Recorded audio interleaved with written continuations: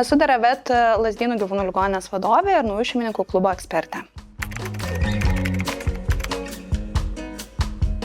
Pirmiausiai tai sveikinu, kad pajutėt tokį norą ir tokį poreikį savo kasdienybę ir gyvenimą praturtinti tokiu prasmingu ir, manyčiau, labai unikaliu ryšiu su augintiniu. Deja, noro neužtenka. Pirmas žingsnis žengtas, bet reikėtų pasiruošti. Norėtųsi jums padėti, kad noras netaptų tiesiog impulsyviu sprendimu, primtų tokiu gyvenimą keičiančiu, sakyčiau, sprendimu. Tad labai linkiu, kad jūsų noras virstų labai apsvarstytų, labai pasirinktų tinkamai ir labai svariu sprendimu, kuriam, manau, kad mes galėsim padėti.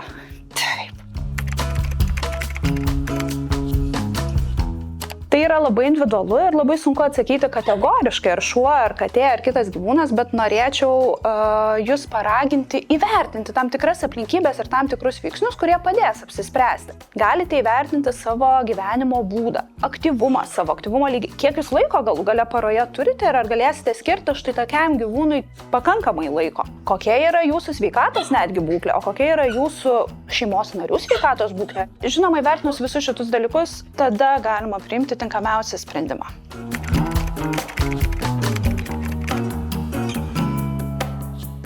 Priklauso nuo to, ko jūs siekiate ir ko jūs norite. Jeigu jūs esate kažkokios tam tikros rūšies ir veislės mylėtojas, visą gyvenimą pragyvenęs su ta veisle ir norintis toliau ją puoselėti, norintis prisidėti prie jos puoselėjimo bei gerinimo, jums labai svarbu kažkokių veislių tam tikri bruožai, ypač būdo bruožai arba išvaizdos bruožai, tuomet siūlyčiau rinktis veislinį gyvūną. Jeigu jūs tiesiog norite ir trokštate draugo, siūlyčiau tikrai labai apsvarstyti globos namų augintinius įsiglobinti.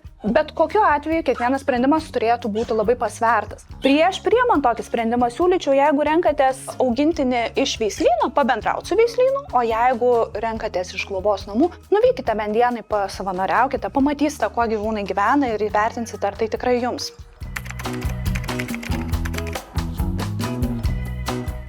Tokių veiksnių yra apstu, tokių veiksnių yra galybė. Viena iš dalių yra tikriausiai elgsenos visa dalis, kurią manau, kad puikiai apkalbės ir jums suteiks informacijos mano kolega kitas ekspertas. Tačiau reikėtų įsivertinti ir tokius dalykus kaip gyvūno veterinarinė priežiūra, kaip pavyzdys. Jums reikėtų įsivertinti, kokios ligos yra dažniausios būdingos ne tik veisliai, bet ir gyvūno dydžiui. Dydis taip pat apsprendžia tam tikras ligas. Kaip pavyzdys, didelių veislių šunim yra būdinga rizika skrandžio išpūtimui ir užsisukimui. Taip pat reikėtų įvertinti mitybą.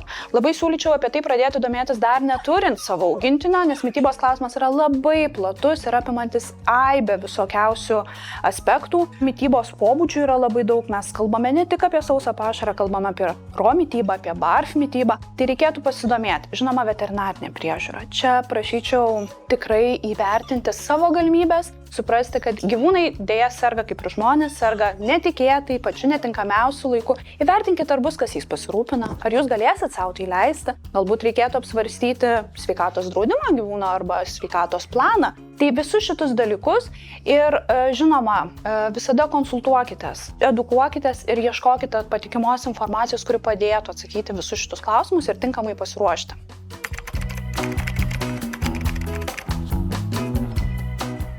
Aš labai suprantu jūs ir labai suprantu šį klausimą, nes gyvename tokiame amžiuje, kur informacijos srautas yra ko nebegalinis. Jisai labai didelis, mūsų atakuoja nuolat informacija. Manyčiau, pats svarbiausias aspektas yra, kad susirastumėte informaciją, kuri yra patikima. Mes kalbame apie gyvūną, mes kalbame apie gyvybę, tad norėtųsi, kad visi sprendimai būtų priimami patikimos informacijos pagrindu. Kad informacija būtų lengviau pasiekti, turiu keletą patarimų. Pirmiausiai, komunikuokite su veterinarijos gydytojais ir specialistais. Jūs galite kreiptis dar neturėdami gyvūnų į veterinarijos kliniką ir tikrai gausite aibę atsakymų. Esu tikra ir galiu pabrėžti, kad visa veterinarijos bendruomenė stovi už kiekvieno naujo šeimininko nugaros ir tikrai labai jūs palaikome. Konsultuokitės su elgesio specialistais. Ir galų gale, jeigu ieškote informacijos, Deravet naujų šeimininkų klube mes turime apsčiai informacijos įvairiausiamis temomis, norėdami jums padėti, kad būtų lengviau. Prisijunkite prie mūsų klubo ir surasite visą reikiamą informaciją.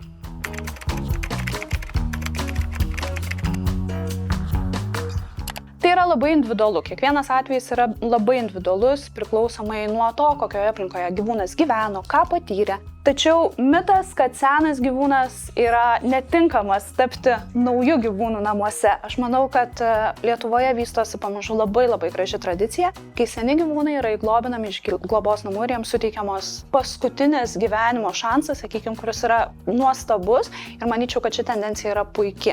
Tai nesutikčiau, kad senas gyvūnas yra daug sudėtingesnis arba netinkamas. Kiekvienas gyvūnas turi savų ypatybių.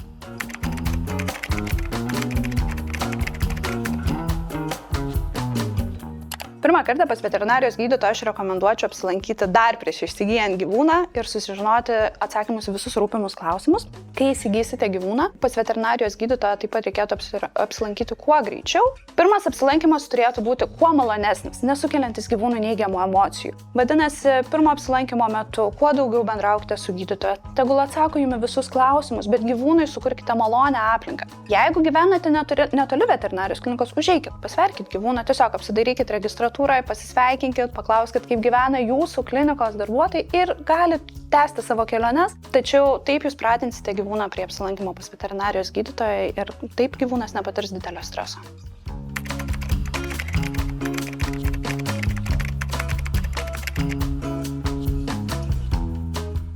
Daiktų sąrašas, vadinamasis kraitelis, yra būtinas, manyčiau. Labai varijuoja priklausomai nuo jūsų pasirinktos rūšies, tačiau sudaro elementarūs dalykai nuo maitinimo indų, nuo gulto, jeigu yra poreikis nuo kažkokio narvo ar ne, tiek iki apsauginių priemonių. Ir apie apsauginės priemonės aš kalbu ne tik apie gyvūną, aš kalbu apie namų apsauginės priemonės. Galbūt jūs turite laiptus namuose, kur gyvūnui nebūtų labai gerai bėgioti, ar ne, ir jums reikės juos uždaryti. Apie kraitelį galite daugiau pasiskaityti mūsų naujų šeimininkų klubo puslapyje, jeigu esate narys. Ten yra suteikta visa išsami informacija, kas turėtų sudaryti kraitelį, kad jisai nebūtų perteklinis ir kad daiktai būtų tikrai panaudojami.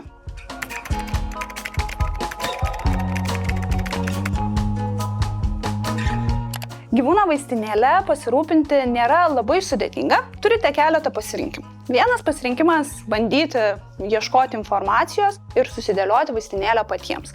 Šis pasirinkimas turi savų pliusų ir savų minusų.